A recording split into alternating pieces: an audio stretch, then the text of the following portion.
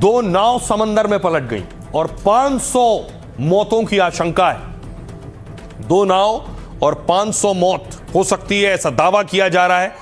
कुछ इस तरह से बंगाल की खाड़ी में ये 2 नाव थी और दावा है कि 2 नाव डूबी हैं, जिसमें 250 लोगों से ज्यादा लोग सवार थे और 500 लोगों के मरने की आशंका जताई जा रही है।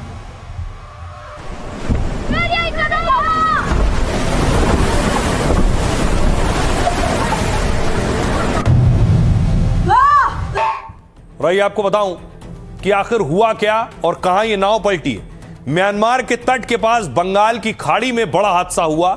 यहां 2 नाव के पलटने से 500 से ज्यादा लोग लापता हो गए।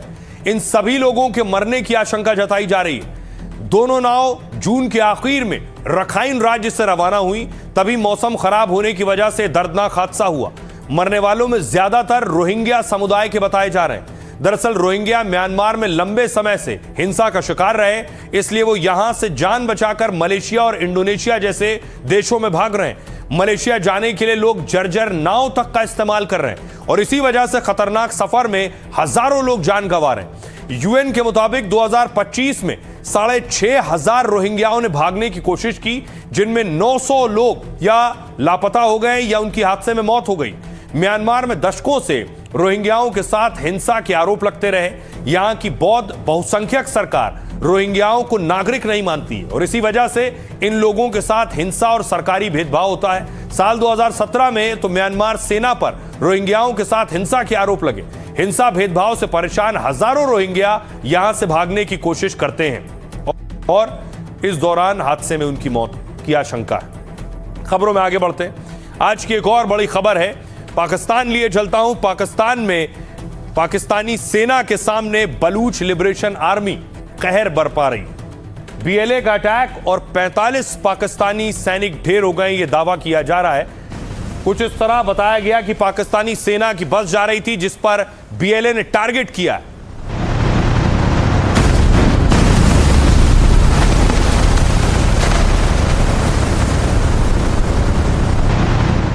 और उसके बाद देखिए जरा बस का हाल क्या हुआ। यह बीएलए का हमला है, 45 सैनिकों की मौत का दावा है।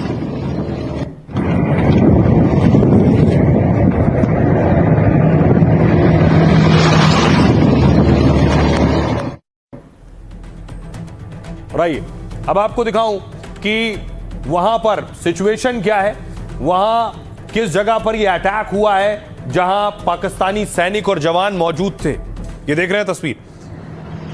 कुछ ये हाल हुआ है अलग अलग जगहों पर जो बीएलए के अटैक हुए।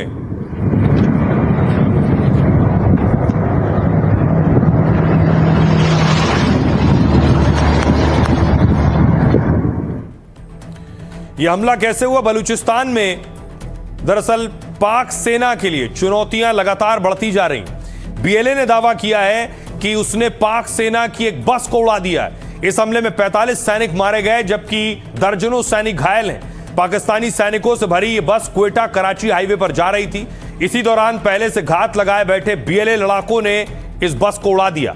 हमले से अफरा तफरी मच गई और मौके पर अतिरिक्त सुरक्षा बल तैनात किए गए, लेकिन बीएलए ने पाकिस्तानी सेना की इस टुकड़ी पर भी हमला किया। इस हमले के बाद पाक सेना और बीएलए लड़ाकों में मुठभेड़ हुई। पाकिस्तान सेना ने भी इस हमले की पुष्टि की है। हालांकि हमले में मारे गए जवानों की संख्या अब तक जारी नहीं की है। बीएलए के मुताबिक पाक सेना पर इस हमले को फतेह स्क्वाड ने अंजाम दिया है। यह फतेह स्क्वाड बीएलए का एक खतरनाक विशेष दस्ता है जिसे पाकिस्तानी सेना के काफिलों पर हमले के लिए बनाया गया है। इसके लड़ाके पहाड़ी क्षेत्रों में गुरिल्ला ऑपरेशन चलाने में माहिर हैं और इससे पहले भी बीएलए की फतेह स्क्वाड ने पाक सेना पर कई बड़े हमले किए।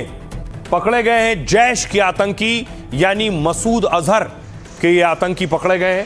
संदिग्ध आतंकी 5 संदिग्ध आतंकियों को पकड़ा है एटीएस ने।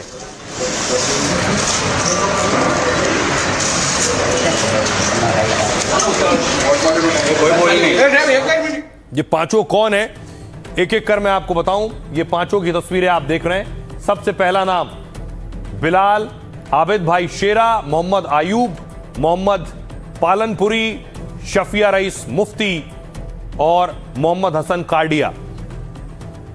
इन आतंकियों की गिरफ्तारी कैसे हुई?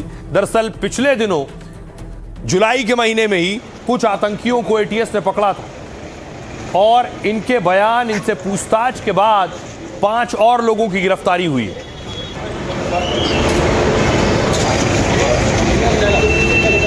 अब देखिए इन पर क्या आरोप है, क्या कर रहे थे जो 5 लोग पकड़े गए। भारत को दहलाने की साजिश रचने वाले जैश को झटका लगा है। गुजरात एटीएस ने पाटन जिले से 5 संदिग्ध आतंकियों को अरेस्ट किया। आतंकी एक मस्जिद में रुके थे और बड़े धमाके की साजिश रच रहे थे। जानकारी मिली कि मस्जिद में ये आतंकी आईडी बम बनाना सीख रहे थे।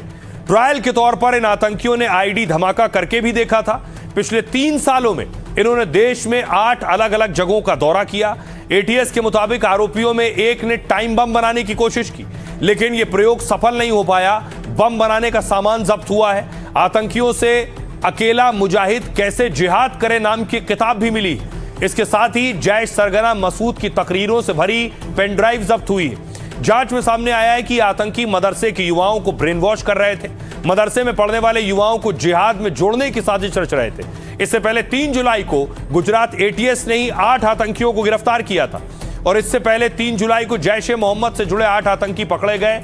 इन्हीं आतंकियों से पूछताछ के बाद अब इन 5 आतंकियों की गिरफ्तारी हुई है। ये सभी आतंकी पाकिस्तान में अब्दुल्ला साहब नाम के हैंडलर के संपर्क में थे। सुनिए जरा एटीएस के डीआईजी सुनील जोशी क्या कह रहे हैं। लोगों में डिटेल इंट्रोगेशन में इनके फोन के ऊपर से बहुत सारे पाकिस्तानी कनेक्शंस मिले। इन लोगों की जो टास्किंग की जा रही थी, गाड़ी परचेज करना, एक घर के आउटस्कर्ट्स में लेना, इन सब के बारे में भी जो तथ्य हैं वो ड्यूरिंग इन्वेस्टिगेशन जानने को मिले। इन लोगों ने मिलकर के ऑनलाइन शॉपिंग पोर्टल और लोकल मार्केट से कुछ केमिकल्स खरीदे थे, जिनमें कि mainly potassium nitrate, sulphur, charcoal था। इनका एक फिक्स रेशियो में मिला करके गन पाउडर इनके द्वारा तैयार किया गया था। ये इनको डेटोनेट करने के लिए अलग अलग तरह की मैकेनिज्म पे काम कर रहे थे।